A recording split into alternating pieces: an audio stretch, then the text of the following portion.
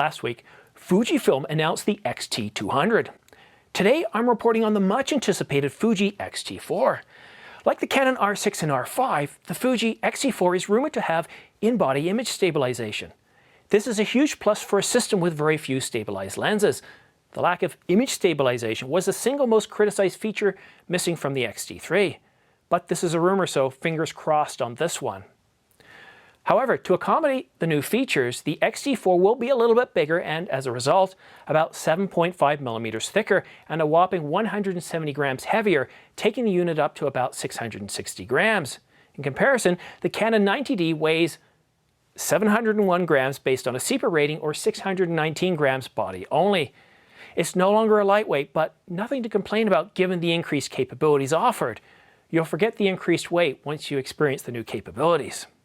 These are the capabilities I look for when analyzing if a camera's capabilities are sufficient for my use cases, my scenarios, before I purchase.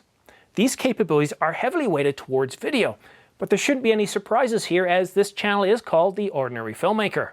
Next, I came up with a simple method to grade the capabilities. I used poor, okay, and excellent, and I applied a heat map so visually I could see whether it was good or not. Whatever you use, just keep the scoring simple. The X-T3 has a good autofocus system, but it isn't perfect. It falls in behind Sony and Canon in low light conditions, and it hunts a little bit. Outside, it's reliable, but the X-T4 could benefit from improvements. Having an autofocus system that is reliable and trustworthy is so important for video, so fingers crossed on this one. The X-T3 produces good detail in both 1080 and 4K. For extra color information and detail, H.265 is available. The file sizes are even half that of H.264, but require modern computers capable of H.265 hardware encoding. H.264 might be offered with improved 6K. Currently, the X-T3 only offers 6K anamorphic, so we're hearing we might get 6K 60. The X-T3 provides slow motion in 1080 and 4K. I'm pretty satisfied with 120 frames per second in 1080. It gives buttery smooth slow motion with good detail. 4K X60 was great when the X-T3 came out, but today I'm looking for more 4K 120. But your needs may be different than mine. You might be fine with 1080 at 60 frames per second or 120. Color accuracy is good, but the big plus here is the addition of IBIS. This is where the X-T4 jumps ahead of the X-T3. The most exciting news in this is the rumored ability to be able to stabilize the camera without the need to purchase image stabilized lenses. This is especially important for video shooters.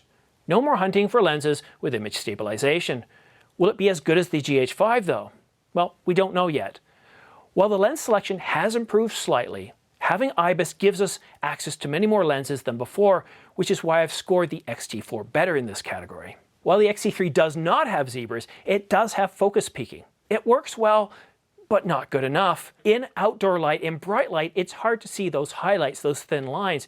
The X-T4 should have fixed this by providing us with thicker lines. Otherwise, focus peaking works in most situations. We still get time-lapse in the X-T4, dual SD cards, but get a fully articulated flip screen, which is nice. If you don't need IBIS or a flip screen, consider just getting the X-T3 at a discounted price.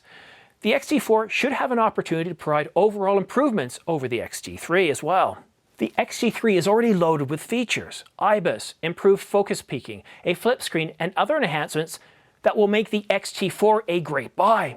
Once the X-T4 is released, I'll do a full capability analysis. What you see here are the capabilities that I need as a primary video shooter. You may need to come up with your own capabilities. Mine, use them as a template.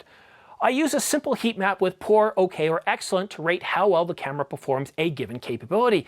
Keep it simple. Don't go with a complex rating system.